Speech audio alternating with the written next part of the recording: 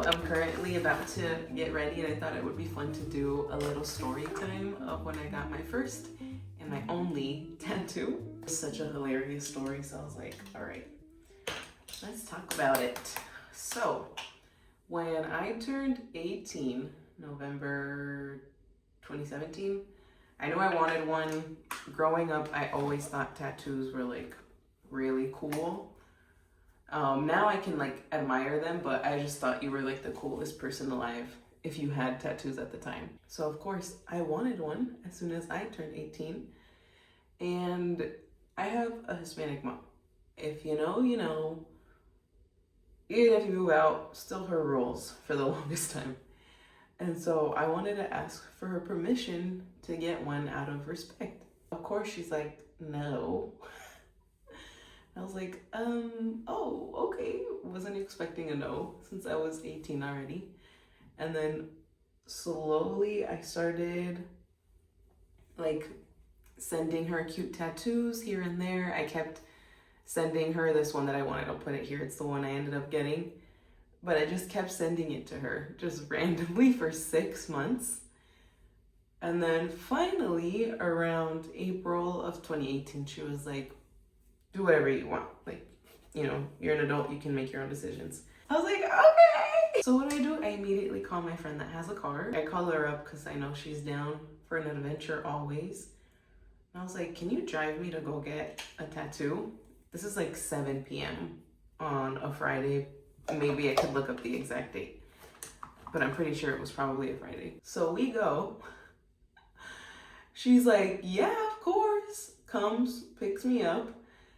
And we head out to this tattoo place. And before that, I had done research for like months and months and months because I knew I wanted a thin line tattoo. So I was always looking for the best tattoo places in San Diego that did thin lines. And the moment that my mom said yes, all that knowledge, all that research flew right out the door. And I had forgotten every place that I had researched, like my top list, all of that. I don't think I like wrote it down anywhere. So I asked my coworker, my roommate at the time, I was like, hey, do you recommend a tattoo place? Because she had some. And she was like, go to Axiom Tattoo. And I was like, okay. I head over there. I think I forget if I called ahead of time or if I just did a walk-in. I think I might have called ahead of time. I don't remember that part. I get in. For comfort, I brought in my Bible. And I loved it, honestly. But this is like heavy-duty journaling Bible. Like, this is thick that I'm carrying around, which is hilarious. Like, very, I don't even know. I want to say freshman behavior, but yeah, so that was funny. And I tell him the one I want. And so then they go ahead and they like redraw it out to put it on their own paper and ink or whatever. And I don't know if I have the original picture, I'll put it here. I don't think I do anymore that I wanted. And then he draws the flowers a little differently. And me being the people pleaser that I am and not wanting to like annoy people or be hard to deal with, I didn't tell him anything. Weren't the exact flowers, but they were similar. And he added color. I think, was that like I forget if it was like a last minute thing or something that he added like color to the petals. And I was like, I did not want that. But again, didn't want to cause trouble. And I was like, sure, I can do color. Like, that's fine. As if this isn't a permanent thing on my body forever and I have to be sure of. Don't be shy to make corrections with that stuff. I'm glad I ended up, you know, I loved it still. But at the time I was like, girl, this is not exactly what you wanted, but I didn't say anything. So I do it, and this ends up feeling like a burn. I feel like that's the best way I can describe it. I got it on my ankle, my left inner ankle, because if I didn't like it or hated it or whatever, I knew that it would be hidden most of the time.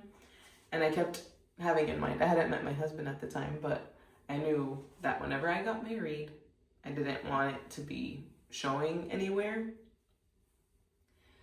So thank God that's exactly what happened, because it was in my ankle, and most of the time people don't know I have one because it's like, again, hidden within my ankle.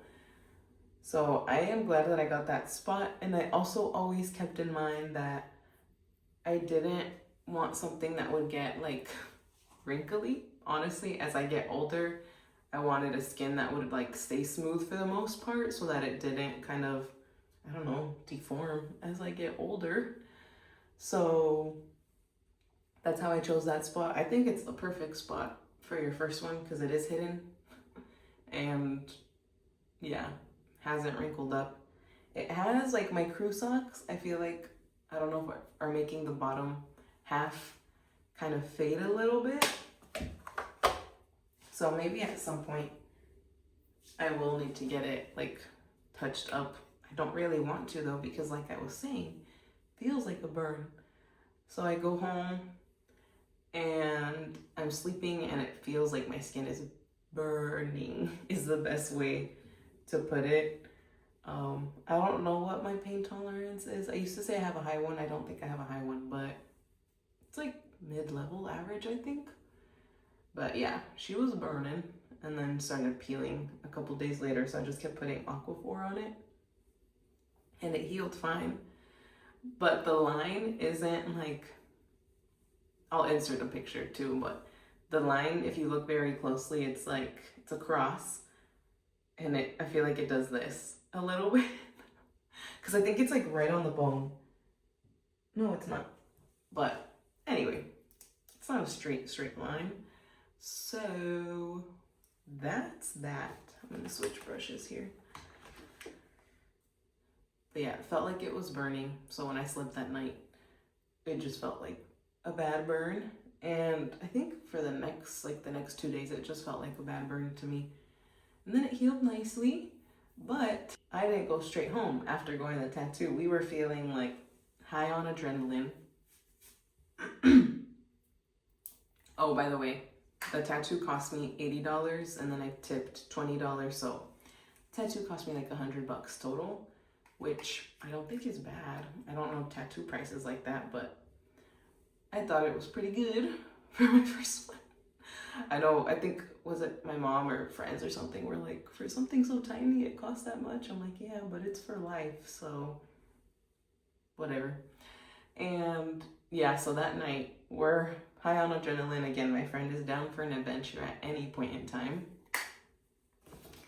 So what do? We go to this little like pier. I forget what it's called. I'll put the name again here and like a picture of it.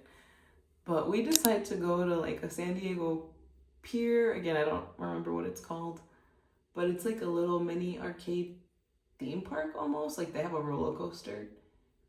And we get on the roller coaster. I love roller coasters, so I was like, I want to get on. So we both buy tickets. We get on. We walked around the pier. She had some ice cream.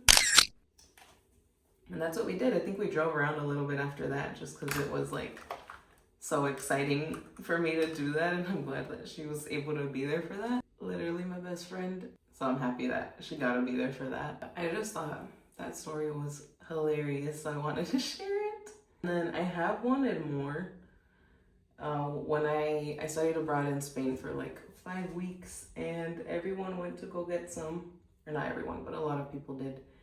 And I knew I really wanted one. I still really want like a butterfly tattoo and one that says Trust God, like either on my arm. When I was in Spain, I wanted it to say Trust God here, and then I wanted a butterfly on the back. We'll see if I ever do those. I still think about it often, or like a butterfly here where it's a little more hidden again. I do think I like the more hidden ones because I can be indecisive, so if I don't like the placement or whatever, I can always change my mind by hiding it a little more. So I decided not to get that one while I was there because I just didn't want to have any regrets because it was going to be a little more visible. But it was cool because you don't have to tip there, and it was a little cheaper with no taxes and stuff. but again, decided not to. And then I think once I was engaged, I actually had a nightmare that I was covered in tattoos. Like face to toe, everything was covered. And then that made me not want to get any for a while because I was like, no, I just regretted it so bad in the dream that I was like, never again. And I even woke up and was like, should I get the one and only that I have removed? And so I had thought about it like once or twice about getting it removed, but I love it and I'm gonna keep it. And I feel like I got the cross because I knew I would never regret that. Like Jesus is for life with me. And so I knew that was the one thing that I would never regret getting tattooed on my body. But anyway, I got her, keeping her, and I love it. And I feel like I got little flowers and they have whatever stage in life I'm at, I feel like it has new meaning. But I'm like, could be like I'm blooming, growing more with God, like God takes care of the wildflowers. So to me, it just has many different meanings, and I love that as I grow, it grows with me, I guess, like into different meanings at the time. But yeah, that is it. I am all ready to go. I'm just gonna fix my hair a little bit, but that's my little story time. We'll see if I get any more, but for sure, for now, that's my first and my only tattoo. And I think it's like a hilarious college story, and I love the way everything went down that night. I think it's so funny. So I'm glad that I have that memory to remember it by. Anyway, that's it. Thank you so much for listening. Please like and subscribe if you haven't already. I do lifestyle vlogs, Disney vlogs, all of the life in between. And yeah, thank you so much for watching, and I'll see you in the next video. Bye. Okay, here. Bye. I wouldn't want to go over the weeds, you know what I mean? There's not enough room in the other places to do something else where I would need to have it.